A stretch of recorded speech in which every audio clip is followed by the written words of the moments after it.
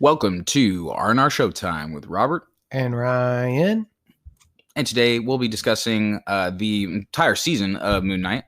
Let's just jump right into it. I don't have any kind of preamble, really. Yeah, let's just say that this show did not end with the Loki thing of saying this will come back in season 2. So we don't know if this is just season 1 of Moon Knight. I would assume it is because it really leaves off way too much to be addressed as a side plot in any movie. Okay, well, here's knowing now that we had an entire Marvel show that was just to... Let me stop real quick. Spoilers. If you haven't seen Doctor Strange. We shouldn't be spoiling Doctor Strange in this. I guess, okay, I'll say nothing then. Yeah. Cut this part out. But yeah, hey, I would not be surprised if they were literally just doing this to give the opportunity for them to just slot Moon Knight into something. Well, yeah, I assume he'll be slotted into something else, but like, I don't want that to be the fruition of his character through someone else's story. Okay. Like, so we spent too much time introducing this guy. Didn't really get to a solid ending because it implies that he's not Moon Knight, but then is clearly still Moon Knight because of the third personality. And how does that factor in? This personality we do not explore whatsoever. And so it really feels like it's like hanging us out to dry because we knew there was a third personality. They just chose not to give it to us until the very end, and even then so little. Yeah, exactly. Like not even the very end, technically a post-credit scene, which is Ryan really said this to me before I even saw it, that he was like, you have to watch post-credit scene because that's the real ending. It really is, though. It's like, you can't not, if somebody was like, I don't watch post-credit scenes, you didn't even see the end of this. You don't have the actual conclusion of this show if you don't watch the post-credit scene. Yeah. And which is just, I mean, like, okay, they're getting too reliant on these post-credit scenes. They need to stop making the post-credit scenes so it needs to be like teaser, or like some like, whoa, that, like kind of like a little thing for something else. Not this is the end of the actual episode. Talking about Doctor Strange, 2 post-credit scenes. The first one that comes after like the quick credits is story relevant, is clearly setting up something in the next story that Doctor Strange will be involved in. Other post-credit scene at the very end was just a gag. Yeah. And so that I appreciated. And both of those are, to say in some ways, well-used post-credit scenes. You know, one's a little teaser and one's a funny, and that's fine. Yeah, Moon Knight, that is when criticism we'll just point out right now. Moon Knight, the actual ending of the narrative comes in the post-credit scene, but it also is more like the beginning of a different narrative. Yeah. So, well, do you have a rating for this? Have you kind of cogitated I didn't really even settle on one either. There was nothing that jumped out at me. So let me give my just general kind of thought for the whole show. Right in the beginning, I was a bit engaged. I was interested. And like starting in the second episode, for some reason, it's hard for me to put it together, and hopefully I'll kind of discover it through talking right now. I like felt very uninterested in episodes 2, 3, and 4. I literally didn't even watch 3 until I watched it right before 4. This is a thought that I'm having in my head right now about the show as a whole. And so usually when you think on a show, you can think of like the highlights of the show, like specific things you liked, and like, or at least for me, I like can have images and like scenes, know what the show looked like from a glance. And this show is just calling out to me a big blur of brown and purple. Yeah, basically it really is. Like those middle episodes were just so like uninteresting and forgettable, which it's not like there wasn't stuff going on in them that could be interesting, but I don't know what it was, man. The show did not hook me at all. I was definitely more hooked than you were, but even then I was like, okay, why there was like something off about it. And I'm going to say right now, it was not the acting. Oscar Isaac does an incredible job, particularly episode 5. Yeah. Ethan Hawke, great job. I don't know the lady that plays Layla, but she does a good job in her role. She's fair, yeah. Yeah. But true, yeah. Oscar Isaac, this is an excellent performance by him.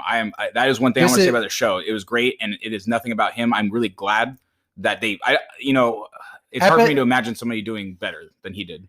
I've heard it said already, but episode 5 of this show is for your current consideration to the Emmys episode, where because he has to portray 2 separate characters, and you very quickly, at least for me in watching the show, identify them as 2 separate individuals. Absolutely, yeah, and it's just done. And episode 5, probably my favorite episode. Oh, it's easily the best. Yeah, and it's so funny because it's an episode where it's really just him acting these 2 personalities and stuff. Let me try and take a stab at what's so interesting is they keep doing this disjointed thing where we keep phasing back between Steven and Mark.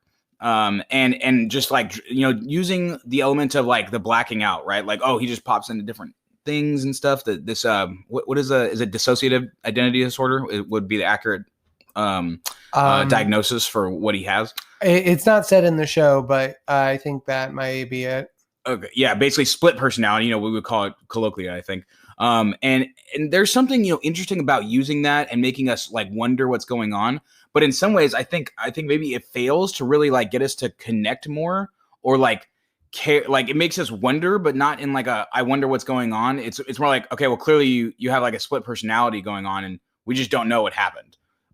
One of them probably does know. Yeah, exactly. Somebody knows what happened, and really, and then I think it's obvious the whole time that it is Mark that's the real personality. Yeah, exactly. Like there isn't like so much mystery and wonder here. It's more like we're just being withheld information. And so because of that, I feel like that might be a reason I'm not interested. I'm just, parts of the plot are being withheld from me in what was supposed to be creative, but really is not, it doesn't make me like wonder and guess a lot. Like there's things that I know and there's things I just don't know.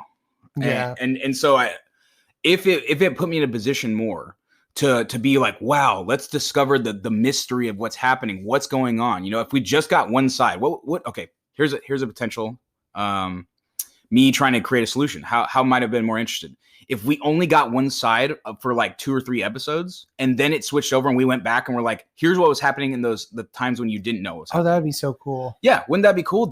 So I'm like, it'd be like WandaVision, we have 3 episodes where we're like, what is happening? What is going on? We just see this one side of the story and then we get to see the other side. I feel like when we watch the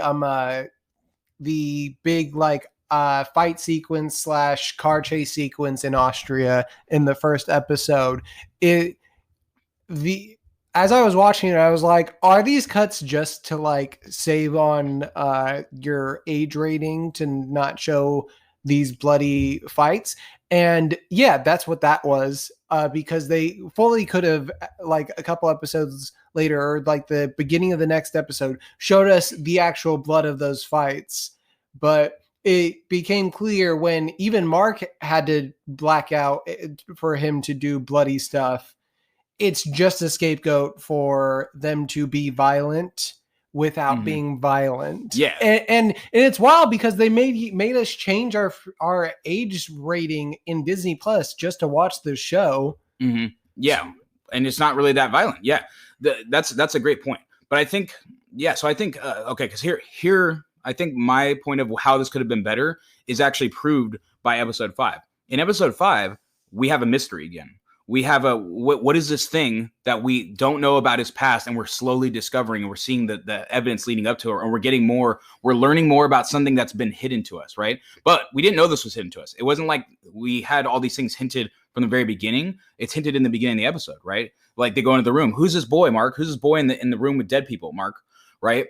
Now we have a mystery. We want to know what's going on. And through the episode, we're slowly discovering, we're learning more and more until the very end, we see, and then it's like, oh, this is how Steven came. That's how you portray the whole thing. We have something we don't know, and we're slowly trying to find out and piece it together. And then there's the reveal. How about any aspect of his brother being seeded from episode 1? Exactly. In this episode, I feel as they're discussing the whole background with the mother, my brain kept going back to, oh, Steven like thinks that he calls his mom regularly, but like very quickly you see like that doesn't make sense with this past that we're getting. And I wish and we also got there's a line in, I want to say episode 2, where Layla says, oh, you've patched things up with your mom, because she also is unaware that she passed away, as is revealed in the memories. Mm-hmm. And that was a sort of triggering event for Steven to take over. Mm-hmm. So, yeah, so I think that would be my best way to identify why this doesn't work as much. They just didn't seed it enough. They didn't seed it. They don't hook us with the mystery. They just leave us without information, and that's it just never made me attached to it. And so when we start moving through all these happenings, I'm just like, okay, like I don't know why I care. I don't care about what's going on, and I'm not like hooked or interested. So there's one. That's probably the best way I can criticize why I was so interested in a lot of it. Episode 5, really good. Episode 6, Ryan, before I watched it, said you probably won't like this episode. So I think I went in with very low expectations, and I already thought I didn't know I was going to like it. And I think I liked it a little more than I would have expected. So maybe me measuring my expectations really well. That's good to hear. Help me enjoy it more. Because it did come with a decent resolution. Everything we were leading up to did actually resolve somewhat. There's a little bit of kind of just like, this happens the way it has to, sort of like, oh, I guess you can just leave the field of reeds, and it all lined up perfectly. I think in some ways things were a little rushed. The fact that it was like, also it was very just much like Ethan Hawke's character, Harrow, right? Mm-hmm. Goes, for some reason, has to release his god at the temple place when for whatever if I'm incorrect, he could have just broken it anywhere and released it, right? Well, he needed to get to her statue. No. He took her statue. Yeah. Carried it all the way back to where all the other avatars are to kill them and then release her, right? Why didn't he release her ahead of time? Why didn't they just start enacting their plan? Yeah, it does not explicitly say why. Oh, okay. Actually, wait, maybe I can solve my own question. Is he needed to kill the avatar so they wouldn't seal her again? Right? Maybe that's it. He had to go there, kill them first, then release her so she'd be safe from being resealed. Yeah. Because if they were all there and could connect, she could be resealed again, which is what happens when, 2 avatars are there. Now, the one avatar that's still alive, as he's like dying, says, there's not enough avatars left. Oh no. Which, I get, okay, no, even then. I'm almost answering my questions as I talk about it a little more. Obviously, if he's the last avatar, that's not enough. He's saying there needs to be 2 avatars. Yeah. Which she becomes one. He doesn't know that she's going to become one. Mark is dead as far as he knows, and Khonshu is sealed away. And so then we get 2 avatars. Okay, so maybe some of the stuff is making a little more sense. I was being a little like, why would you do this and that? But okay, here's one big criticism. Harrow, one guy, apparently is able to just ruin these other avatars, like 6 or 7, 8, however many of them there are. He's like, yeah, they have no power against me. We see the power that one god can offer one person. Okay, why do these gods just like not offer their avatars any power other than the power to judge the other ones and seal them away, or like they just reserve any? Todd Werit is able to give her like cool wings and able to fly super speed strength, like so. Yeah, they die real easy. And then the other 2 avatars don't die easy at all. Yeah, and Harrow also is, he's got some great grand power that he can, smash the ground and do the soul judgment on everybody and stuff. Like, what? That's just such like okay, I don't understand this. Like, there should have been an explanation why they all fell so easy. And so Moon Knight's powers are all moon like esque or moon themed. He has like the white suit and like the moon. Looks like a mummy, which is cool. Yeah, like so, and that goes to Khonshu, who is the god of the moon in the night sky. Uh-huh. And then I know where you're going with this. The hippo god of the dead makes her like a bird. Yeah, I thought the same thing. I was like, what? Now, I don't know. I haven't looked. I'm sure if I go look at like a Screen Crush Easter eggs thing, it'll say, oh, this is she's ex superhero that's like Moon Knight's girlfriend, and this is her how she is in the comics and stuff and whatever. And maybe we're not aware that like Taweret, even though she's a hippo and a god of the dead, has some association with birds. So that's all well and possible. I don't know, but I definitely had the exact same thought. I was like, why is that the power that you get? Wings? You get wings? Like, okay, whatever. All right, cool. I guess that's nice power and stuff. Yeah. And it was cool for her to have that for this one episode, and then she got rid of it. And then also, main character Moon Knight also gets rid of his Moon Knight powers. That's a fun way to end this introduction of the superhero who I guess we're just never going to see again. But of course, we're going to see him again. So now it feels like they're going to have to contrive some way for the other Mark and Steven, for them to get wrapped back into Khonshu through their third personality. Well, here's what I would guess, is that it would seem that they're just unaware that that Jake Lockley they have totally denied Jake Lockley. Like, they've seen so many like little things. They even said like, was that you? That wasn't me. But they're and they just say blackout. Yeah, they ignore it. They ignore that these inconsistencies happen, or that there's another personality. What was in that sarcophagus kind of thing. They are trying to be oblivious to the fact that there's a third one of them. And so I think maybe they just kind of keep, that clearly both of them still put the sand around their bed and lock themselves in the bed, even though now they're at peace and together and stuff. Okay. Actually, you know what? My brain just sort of clicked into what this is trying to do. And for some, I certainly went into the Moon Knight show and with the indications of what Moon Knight accomplishes, thinking that this is the setup to be a good guy, to be a new Marvel superhero.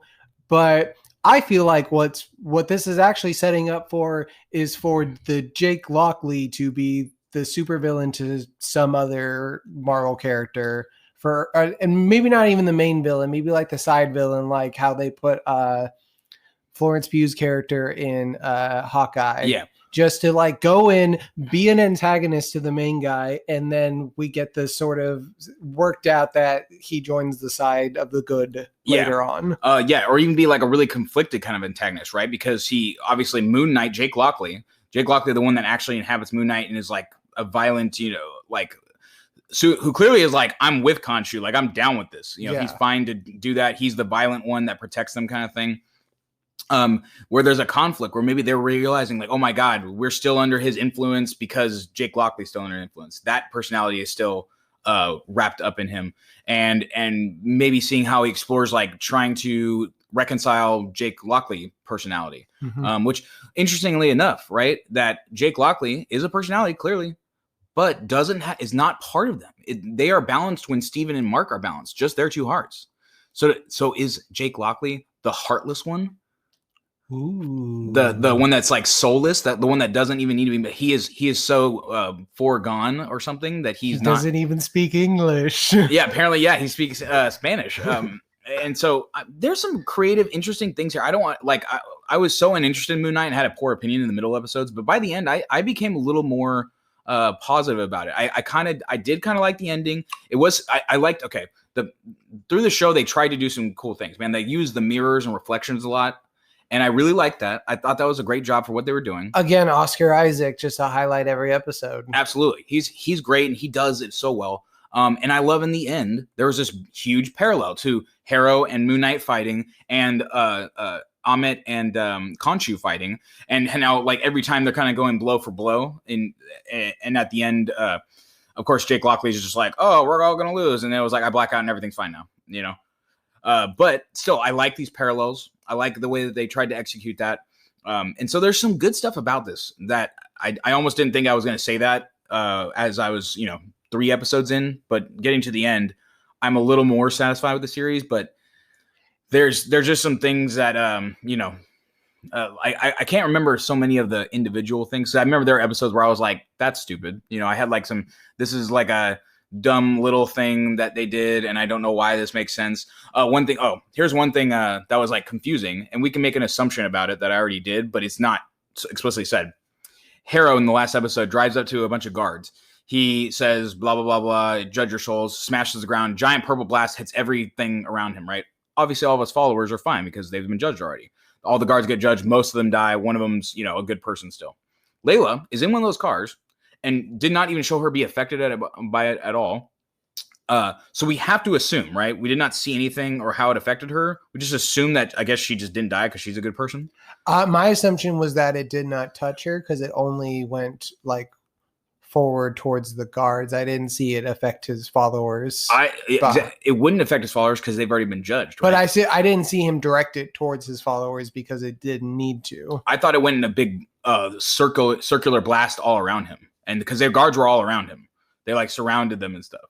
So, and I don't think it, like, it only hits some of the people and not everybody. I think it would have hit her. I could be wrong, but I just thought it didn't hit her. Yeah, maybe it didn't, but I remember thinking when I saw it, and Emily was watching it and had the same thought. She even said this later without me saying it. She was like, well, what happened when he did the big purple blast, but it just didn't hit her? And I was like, yeah, I thought the same thing. Did this not hit her? We must assume she's good and it just didn't affect her, right? Like, my assumption was it didn't hit her. But yeah, so I guess if it's questionable enough that we had to like wonder on that, then yeah, that it does feel like a little weird thing. And again, like Yara addressed how it's still weird that he can just kill some people without even trying, and then other people he actually has to get into like a whole fight with. Yeah. And so I liked a lot of the action in this show. Like a lot of the Moon Knight fight sequences are pretty darn cool. And you would think in this last episode that like the hero fighting two avatars while the two gods are like having their giant fight. You would think that would be like a cool, engaging thing. But for me, I was like especially the two big gods fighting in the middle of it. That just felt like so contrived. It just felt unnecessary to me because I knew that what they were doing was having no impact on the final result. I knew that whatever it was going to be something Mark did to save the day, it was going to have nothing to do with the big people. I guess I can understand that. So that is totally fine. I can get that, but I didn't quite feel that way. That is so yeah. I'm glad that you liked the final episode. For me, the final episode is probably my least favorite of the whole series. Probably, yeah. Okay, interesting. And I think it's because episode 5 was so good. Yeah. Oh, okay. I remember. It's hard for me to point anything out specifically, but I remember the episode where they like go to the guy's party to like look at the sarcophagus and do I don't know. Oh, like that was weird. Yeah, that whole thing was weird. The whole like even needing to go there, the way that they did it, I was like, this whole interaction is just kind of like dumb. This could just be done a different, better way. And I just didn't like. That's when I remember being like, I'm just so uninterested in this. Like, this is just whatever right now. I think I fell asleep. I think I literally stopped watching it and had to come back and finish that episode later. And I remember thinking like the whole night sky thing. I was like, is this really how you have to do this, country? You have to rotate the sky all the way, so that everybody in the world, right? Not just above you, right? Because you are rotating the whole sky. So the whole world is just seeing this insane event. The implication is that he only did it for the Cairo night sky, which that makes sense somehow. Yeah. Again, it doesn't. It breaks my brain. It's like, it's only the Cairo night sky. It's not. Well, here's the thing. The crazy thing is that he's doing this by moving the sky. The sky is not a picture. The sky is the universe. Yes, exactly. So what are you really moving here, right? Are you creating an illusion? Are you only moving what the image of something from this point on Earth could see? Can he not just conjure an illusion of what the night sky would have looked like? He literally said in his head, I know exactly what that night sky looked like. I know what all of them look like. So you couldn't just Concha, why don't you just why don't you just actually solve the whole thing for them? Actually, yeah, why don't you just look at the map and be like, yes, we must follow it. It's here. Yeah, aren't you a god? Couldn't you just do this the calculus of this in your head, sort of? I mean, like maybe you can't do math or something here, or it's a little more complicated than that. But like, no, you're a god, dude. You should be able to figure this out. Like you're the god of the people that invented math. Yeah, I'm pretty sure the Egyptians could figure that out. Like they made the map. He should be able to read the map. So yeah, that whole experience was like, okay, this is like kind of cool. Oh, also the fact that he needed Mark to do it for him. Like, Mark, do this with me. I'm like, I guess you're okay. So you're saying your avatar kind of has the ability. Do you have the ability? Do you both have to do it? Like what is the, again, the necessity of this was like, this kind of looks cool, but also they also just needed to get rid of Khonshu. They needed all the other people to get mad and be like, you did some bad shit there, Khonshu, and rotated the night sky, and that freaked people out, so you need to be put away. Also, can we talk about when they put Harrow on trial, and then Harrow just sort of like charismas his way through it? Oh, dude, like yes. that. Like, I get how like it's cool to watch like him just use like his sort of like his ability to just sort of trick them all, but there are just so many things that Mark / Khonshu could have said in this whole exchange that would have like made it really easy to just, you know, implicate Harrow. Just be like, he has the scarab. Like, what are you talking about? Dude has the scarab. And is there no way, like, are none of these gods the gods of like deception to be able to tell when someone's telling the truth? It's truly, yeah, that is another point where I'm like, the thing with the avatars just getting blown away earlier, but the fact that I'm like, dude, you are the avatars of gods. Your god should be some measure of omnipotent, right? Khonshu can be where he needs to be, and he's not like somehow limited. So why aren't you guys able to see the events going on? Are they somehow so like ineffectual? Like here's me trying to answer my question. It does feel like they're very ineffectual. Maybe these gods are like very like so removed. They're not present within the world. Khonshu's the only one that stays present and active. He manifests himself much stronger. So these gods must be so ineffectual they don't have any perception over events. But they do, though. But they can observe so many things. Like, why are you not able to see that Harrow's doing these things in service to Ammit, but you can see Khonshu doing?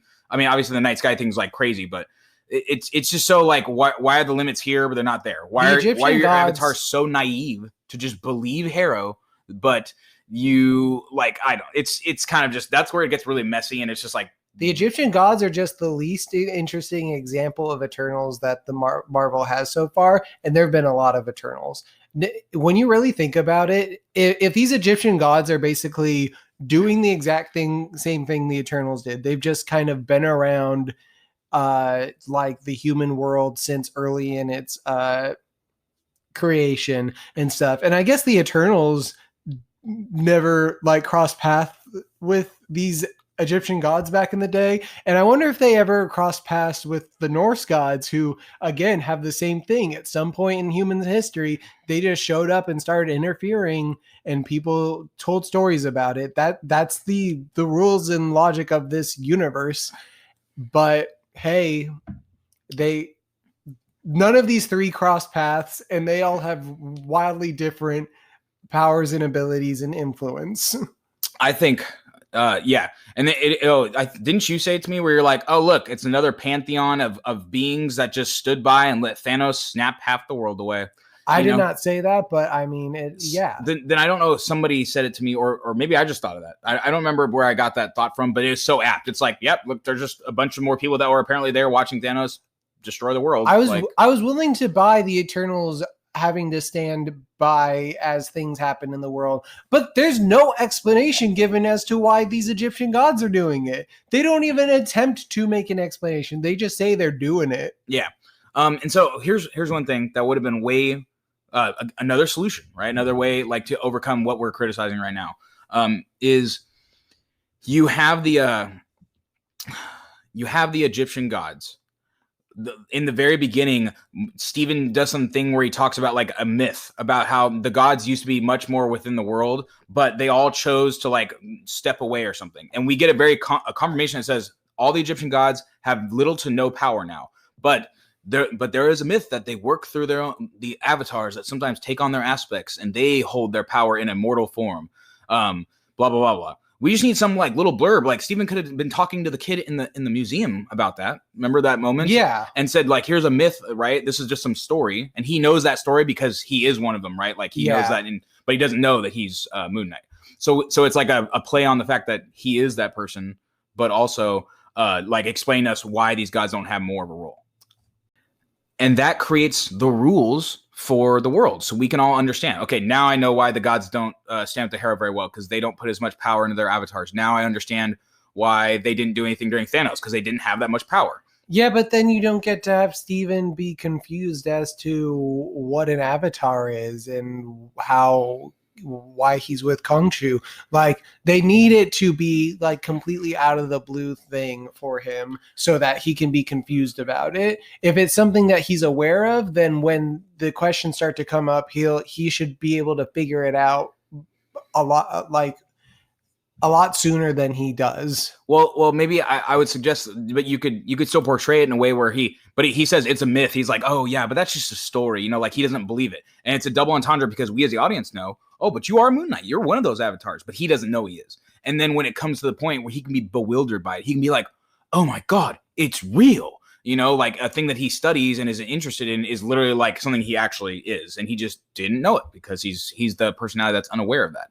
And that would still be just as interesting and it'd make as much sense. And we would have somewhat, maybe you wouldn't be able to say, why don't the gods do this? Why is this and that? Like if they just took a moment to define. Yeah, I mean, they should just put that moment in. It didn't even need to be there. They could have explained it all at this trial or something, just for Mark's sake, because he clearly had no idea, or have Khonshu explain it to Mark, because again, maybe Khonshu could just explain things to Mark to make things better. Yeah, or again, another moment, like you said, they could have done at the trial. Like they could have been leading them into the pyramid, and there could have been a history on the walls of the Great Period. And they're like, here's where all the gods like exited the world for this reason. Like maybe the gods fought some battle, and they're like, we cannot be involved in mortal things again. Our power in this world attracted evil, so we need to leave the world. Whatever. But nonetheless, that would have been a solution. Also, so if you put a god in a statue and break the statue, that frees the god. If you put the god in a human, break the human, the god's dead. Yeah. I guess so. I guess the other gods were like, we don't want to kill you guys. We just want to trap you in a rock forever. Why don't trap you in a human body that apparently gets you robbed of the powers? Because that's what happens with Harrow. He doesn't have any of the god powers when he's the host. Yeah, I don't know. That again, there's more of the things where it doesn't make a total sense. It's here. The real truth is that Marvel's getting a little lazy with their writing.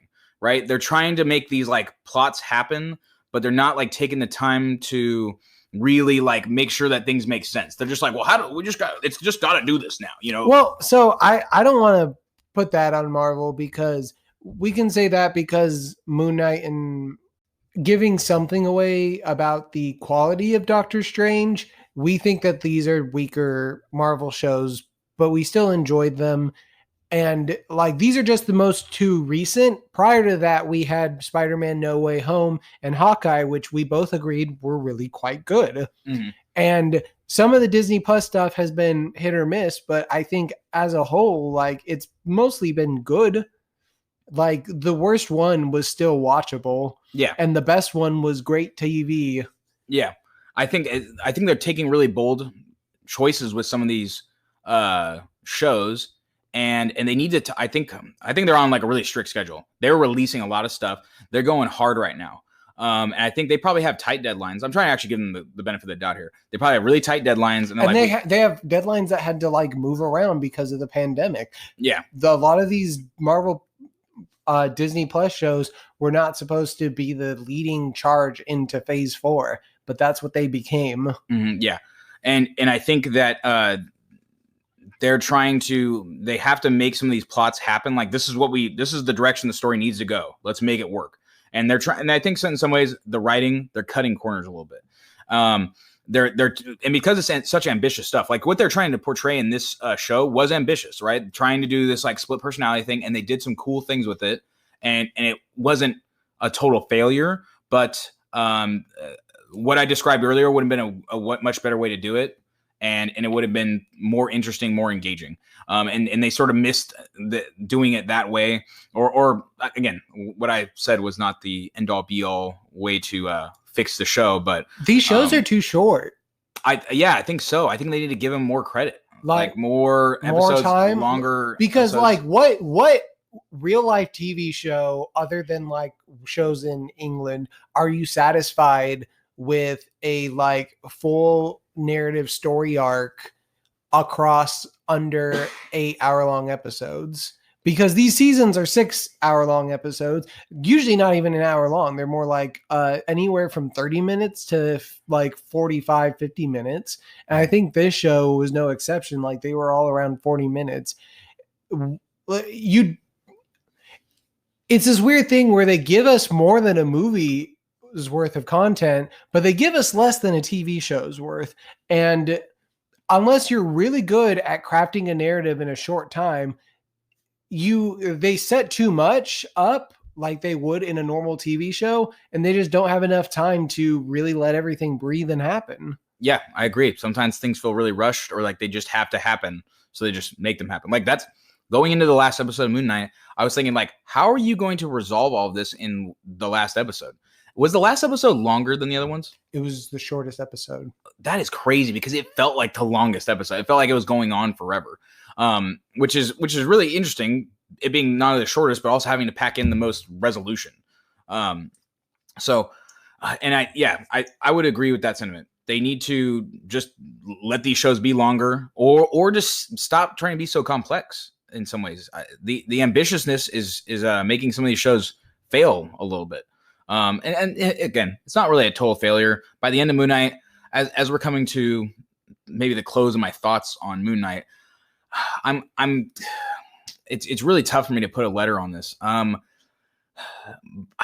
want to say like B-, maybe like a C+, and maybe that's being like harsh, but like if I look, okay, is Moon Knight better than Doctor Strange? Which this isn't really a spoiler. Our rating was a B. Well, I don't really even want to compare it to movies. I want to compare it more to the Disney Plus shows, and it's not the worst Disney Plus show to me. It's probably not the worst one to me too. It's definitely better than What If. I look, I keep wanting to give Falcon and Winter Soldier more credit. And halfway through this series, I definitely was like, this is not as good as Falcon and Winter Soldier, which is maybe a hot take. But I think I said this to you. Falcon and the Winter Soldier had 2 established characters going into it, and it still failed them.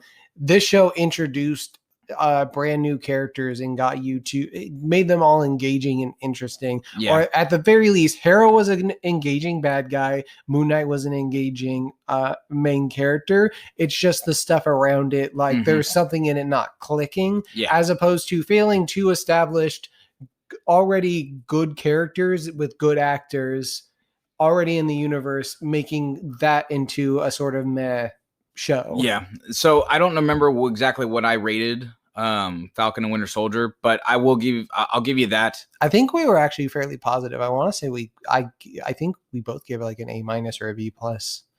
There's no okay. Yeah, I think we that's were a weird thing. I think we were a lot more positive back then because we haven't been hit with like so much of this that we start to have like high expectations. Oh, this better be good. This better be WandaVision, Hawkeye, Loki level good, or it's bad. This better be Peacemaker level good, or it's disappointing. Yeah, I think it also just so much Marvel content, and doing this podcast over time, we've just gotten a lot more. I've gotten better with being critical and what things I'm looking for now, because I am like in some ways looking for certain things and able to put into words how I feel about stuff. And so I would say maybe we were more positive. This probably does rank it down more below Falcon and Winter, right above Falcon and Winter Soldier. I want to say I don't even think it's that far above it. But I do think that this show gave me something unique and new. Yeah, in a way that Falcon and the Winter Soldier didn't. Yeah, I'll say this does take its place above Falcon and Winter Soldier, but I don't know what I rated that. But whatever I'm rating this, I'm now reverting my my review or my rating of Falcon and Winter Soldier to be the letter grade right below this, and I'm gonna probably say B-. And Falcon and Winter Soldier are either a lower B- or they might even be a C+. Yeah, I'd probably give it B-, and I'd give this B. Yeah, it's not terrible. It's still entertaining. There's still something here to watch. But it gets to the point of at the B- point. That's where I might say I'm like, it's skippable. Like if you didn't watch Moon Knight, I mean, unless he ends up showing up somewhere later, you might miss some context there, but it's not a show you have to watch. Yeah, that's a problem when you're spending a bunch of money and casting like a big Hollywood actor to be in a show that at the end of it all we can just say is, skippable. Yeah, and I don't want to say skip seeing Oscar Isaac's performance in Ethan Hawke. It's really good, but I mean, the story is not something that's engaging. It is lackluster. So that's pretty much where I will end it there with B- for Moon Knight.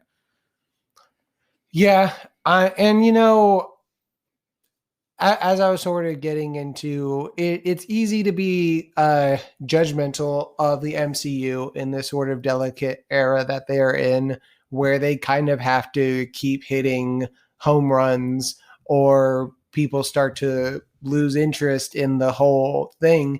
And going into all of these new areas that they have not really tried before, it's good that they're trying new things and they are taking chances and they are being bold, but it almost feels like they're not being bold enough and they're trying to make the old thing work and just throw new things on it so that we think that it's new.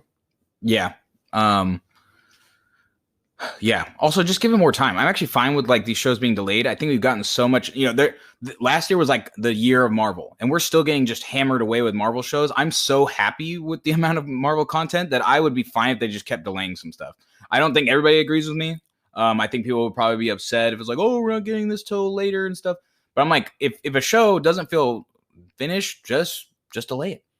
And I feel like they could pull off one of these TV shows that could be interesting, like an interesting narrative thing with a lower budget, you know, like really give a chance for like even the Hawkeye show, which should have been like as low a budget as you can get for a superhero because all he needs to do is shoot arrows, you would think. But even that, like they kind of had to toss in a bunch of stuff. They built an entire like ensemble musical performance just to shove into the show that didn't need the money to go to this fake musical. It could have gone to like an extra episode's worth of content or something like that so that we get to, you know, enjoy these characters for more time and they don't feel like rushed little projects to introduce people or to get people to certain places, because that's what these Marvel shows are starting to feel like. They're starting to feel like excuses to introduce characters. Yeah, I would agree. Which is, I mean, man, just do them justice. Like, I like being introduced to characters, but just take the time to give it quality. Don't if you're gonna take the time to introduce a character, like make it meaningful. Yeah. But I think that's all we have to say then. Yeah, I think I'm Yeah, pretty satisfied with what we've said about Moon Knight. So yeah, I guess until next time, folks. This has been Robert and Ryan. Have a good one.